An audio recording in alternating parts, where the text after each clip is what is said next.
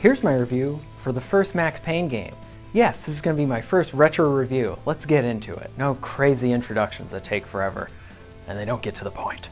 Max Payne has an awesome narrative to it. Very entertaining. He's on a path for revenge. He's going to try and find all the bad guys, discover all the mysteries, and it's very interesting. From beginning to end, very entertaining. And what's even better about Max Payne, if you haven't played it, it's how the narrative is unfolded.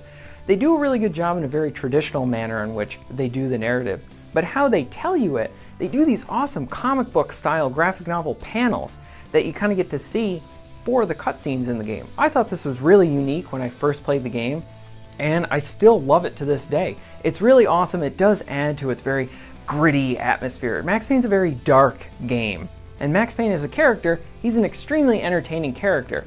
Very heavy with the dark comedy, very heavy with the monologuing. He will be doing a lot of monologuing throughout the game, so I hope you enjoy his voice. I can't see how you wouldn't enjoy his voice. He's got an excellent voice.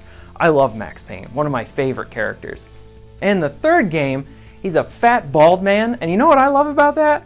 We don't have any fat, bald heroes ever in video games. They're all like strong and, muscular and all that jazz. I like that we got a fat, bald guy. That's fantastic. That's progressive game making right there.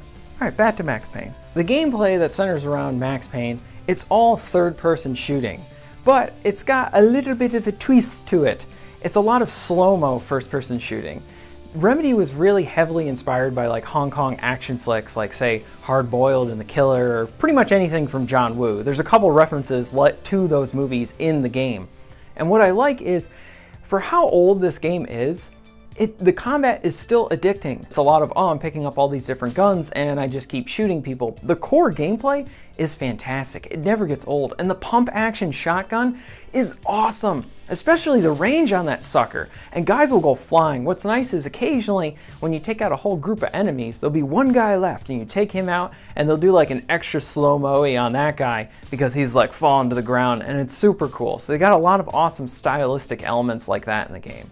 So the shooting's really awesome, and what's nice, you get a nice variety of weapons. So you get the shotgun, like I said, dual pistols, 2 different kinds of pistols. You get the sniper rifle, and now what I like about the sniper rifle in this, it's as if Sniper Elite was kind of looking back on Max Payne and they were like, hey, what they did with the sniper rifle, we need to take that. Because every time you shoot the sniper rifle off in Max Payne, it slow-mos in on the bullet and you follow the bullet to the target. That is so satisfying, and I loved it back in the day and I still love it now. It's just neat. It adds another, layer on top of this awesome cake of Max Payne. You also get baseball bats and lead pipes to be able to use against enemies. It looks hilarious because of how dated the graphics are, but they are super satisfying to use, especially when you pull off a couple of those kills. This game also has, which is just like a staple of Remedy as a studio, I love them very much, but they have a great attention to detail. And here you can even see it present in Max Payne. So you'll reload your guns and you'll see the magazines on the ground. You'll be shooting off a bunch of bullets, you'll see the shell casings, any objects kind of in the environment you can play with. It's like, oh, that faucet, let me see if I can turn on the faucet, wash my hands. I got a little dirty in that firefight. Or you want to go over there and click the piano, you can play the piano if you want. I like that they kind of put those extra little details in the game. You don't see that all the time in games, but it is neat. It kind of like adds another layer. I don't know why I keep saying layer. It's like cake metaphors for this whole video. But anyway, what's also neat is there's TVs on throughout the game. And they'll have these little like shorts that happen. And some of them are really funny, little Twilight Zone-ish. And they are entertaining, so definitely take a chance, take a second and watch those. They're not just there, then they'll probably make you laugh. Other awesome details are, hey, you walk into an elevator and guess what? There's elevator music. They didn't have to put that in the game. I thought that was really neat. And too, like I was talking about with John Woo in the movies and influenced by this, and this game being influenced by his movies, it's also a password they use in the game. So it's one of those moments where they're like, what's the password? And he's like, John Woo. And then me, because, I'm a film geek and a game geek, I was like, oh my God, it's so funny, John Woo. Whenever Max Payne is severely hurt, he'll hold himself, he'll hold his side and he'll start walking funny, kind of limping. I love this kind of detail, especially for how old it is. A lot of these things we see in modern games today, or sometimes not. So it should be commended to kind of go back and be like, wow, there's so much detail here in such an old game. And it's great stuff.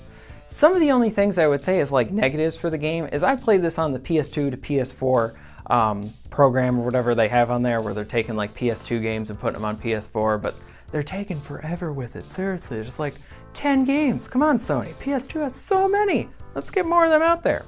But anyway, the checkpoints, it pretty much you load areas of levels and you beat that one area and then you go to the next area. So there's no saves within that area. And sometimes they're usually bite-sized chunks, but sometimes they're just long enough where you get to the end of it and you die. And I'm like, why?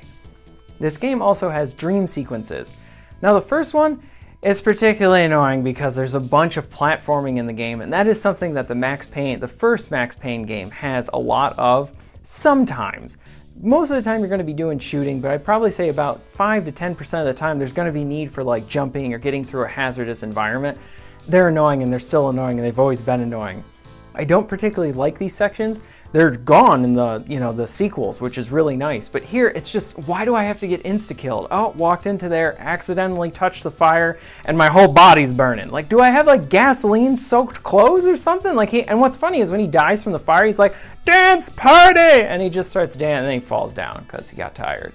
But stuff like that is just kind of annoying. It's small and usually infrequent in the game, but annoying when it does occur. There are checkpoint issues for like the PS2 to PS4 version, but I will say, if you're playing it on the original Xbox, or better yet, if you're playing it on the PC, you save wherever you want, so you don't have to worry about things. They're a non-issue on those. And what's better yet about this game, and I would almost say play this on the PC if you can. Why? Because there's so many mods for this. The community that created a lot of mods for Max Payne, they're fantastic. They're really cool. For the second game, I played a really awesome version of like Mission Impossible 2 that they did for it. They really create some really awesome stuff. I've seen some Matrix mods in there because of the bullet time and everything like that. So you get even more value other than just the base game. Lots of awesome mods on PC. We need more of that stuff on consoles. The game is a bit dated. It's definitely dated in look, but you can kind of appreciate what they were going for at the time. And certain game mechanics, just mainly the platforming, because it's weird, because you'll just kind of Mario jump, but you can't grab onto anything, so that's what really gets it annoying. But most of the time, you're going to be shooting, and you'll love the shooting, and you'll want to keep shooting, because it's so much fun. I'll say, if you haven't played Max Payne, definitely check it out. It's worth the time and money, whatever console version you get it on. I think it's even on your iPhone. I don't know how it is on there, but it is neat that they ported it onto that thing. And I want to say, thank you very much for watching, and if you enjoyed this video, please hit that like button, and if you'd like to see more content like this, please subscribe, and I'll see you next time.